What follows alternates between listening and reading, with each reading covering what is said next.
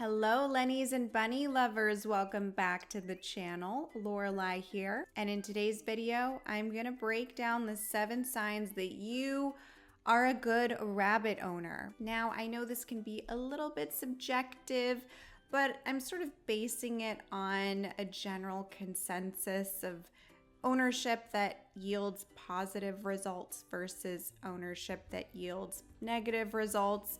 And no, it's not going to be just as simple as your rabbit is happy, therefore you are a good rabbit owner. You're actually going to be a little more surprised by some of the points that I bring up.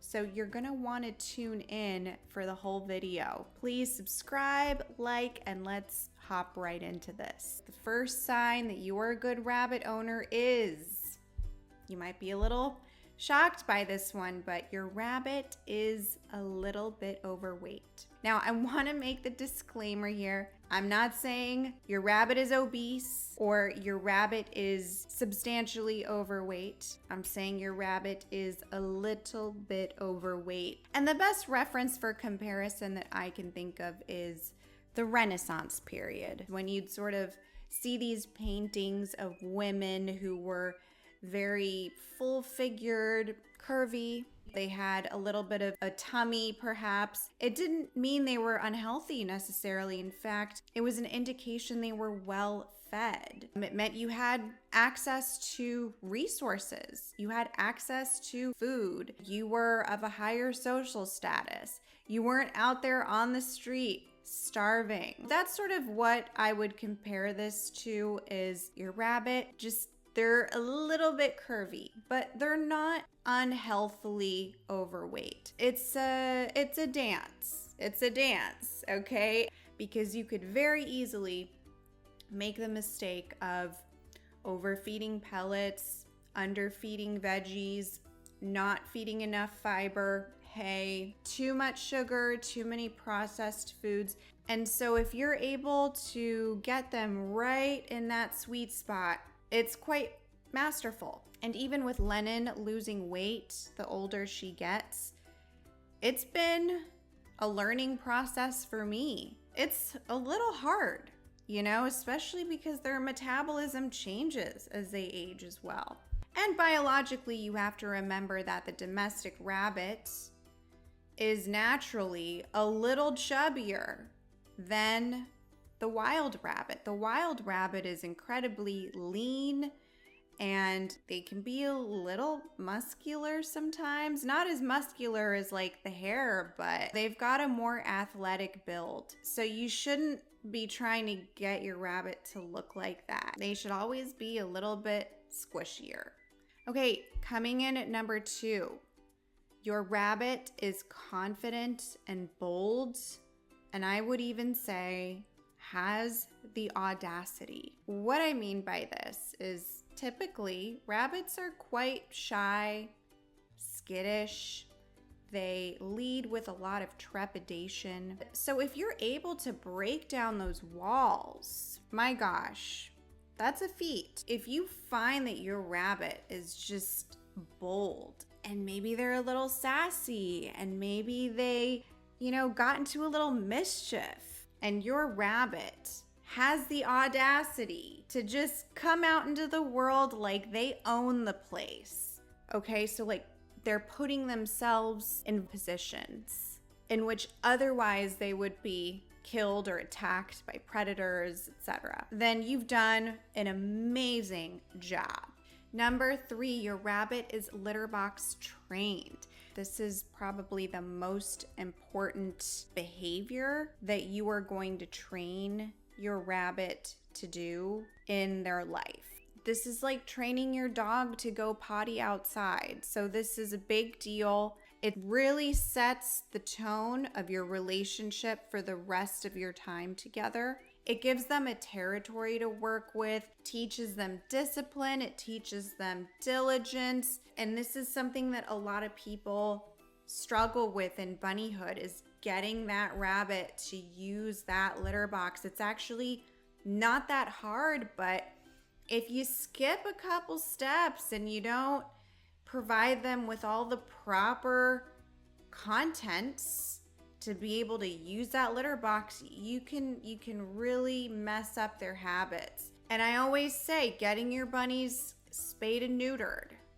is really the key, in my opinion, to perfecting those litter habits. I know some people don't want to hear it, but it's the truth, because once you do that, you eliminate the territorial marking, which they will do if they are hormonal and they want to mate. Now, are they gonna still, have some pellets here and there for the rest of their lives? Yes, but getting them fixed, at least it's gonna be as good as it gets, and you are going to eliminate a lot of chaos with doing that. And that's why I always say, do it right out of the gate when you first get that bunny, or adopt a bunny, because the adoptables tend to already be fixed. Of course, guys, I'm gonna plug the Hop litter box because it is the best litter box on the market,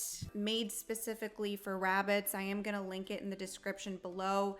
It has been out of stock, but we are going to be in stock any day now. So coming in at number 4, your rabbit flops, binkies, or does zoomies. So binkies are sort of these hops and twists in the air. Zoomies are fast laps around the room, and a flop is when your rabbit just flops over to sleep or relax, and it's a very vulnerable position for a rabbit to be in. So it really equates to comfort and feeling safe. So if any of these behaviors are taking place, it means that you've cultivated a real safe space for your rabbit, which again, as I mentioned in the previous point, rabbits tend to be a little bit scared all the time. And so if your rabbit is living a pretty fearless life, then you've done a good job.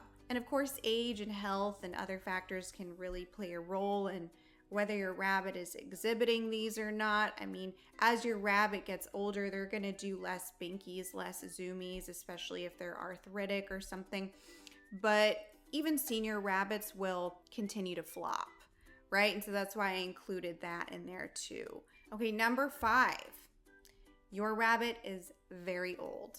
They've reached old age. That is a testament to how good of an owner you are. Some of you have reached this point and some of you haven't. And if you haven't, every rabbit owner's goal is to reach this point. Everybody wants their rabbit to live a long life. Nobody wants their rabbit to die young. Now, of course, there are so many variables that play into the rabbit aging process. We can attribute some of it to genetics, environment, etc., but ultimately, the main configuration in your rabbit's long life is you, the owner. If you look at the quality of life of a rabbit holistically, you've got diet, exercise, mental, emotional stimulation, partnership, and also take into account that if your rabbit has reached an old age, they've probably been through some stuff. They've probably made it through some accidents, some illnesses, some injuries in their life, and a lot of that has to do with you and nurturing them back to health or getting them the proper vet care. If your rabbit is living a long life, they're in their teens, they've even passed the decade mark.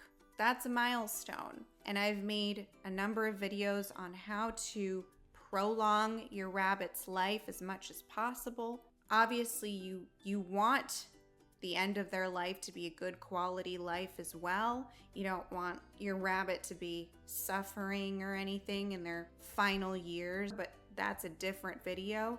Number 6, you don't subscribe to Antiquated Rabbit Care, meaning cages, water bottles. You're forward thinking and you take a modern approach to your rabbit's well-being. That one's pretty simple. I had to type that one out. That's as straightforward as it gets. And finally, number 7, you watch Len and the Bunny. But guys, I swear I'm not tooting my own horn. Honestly, what this really means is you're consistently trying to educate yourself, better yourself in rabbit ownership, learn about rabbits, study them. You're constantly modifying or updating your care, and I have to do that too.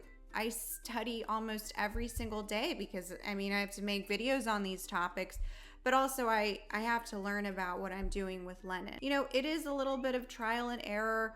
A lot of it comes with experience. Sometimes you don't get it right the first time, okay? Sometimes that first rabbit you had, unfortunately, you look back on it, that rabbit could have gotten better care, but you now have a second rabbit and you're doing an even better job. It is a process, guys. This isn't specific to this channel. I know there are other channels, accounts, etc., and you should look to those as well. When I first got on YouTube for this channel back in 2016, the rabbit care information on the internet was so outdated, and that's what inspired me to start this channel.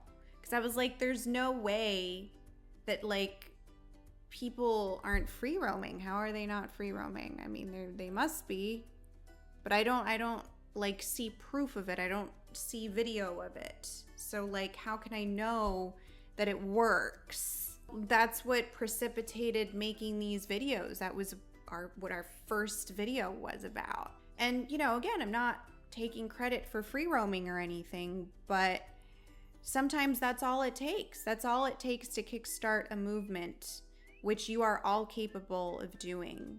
And Lennon and I have been able to cultivate this community of like 1 million plus followers across all platforms. That means that there are that many people out there who at least once in their life made an inquiry about rabbits and wanted to learn or just wanted to see and absorb.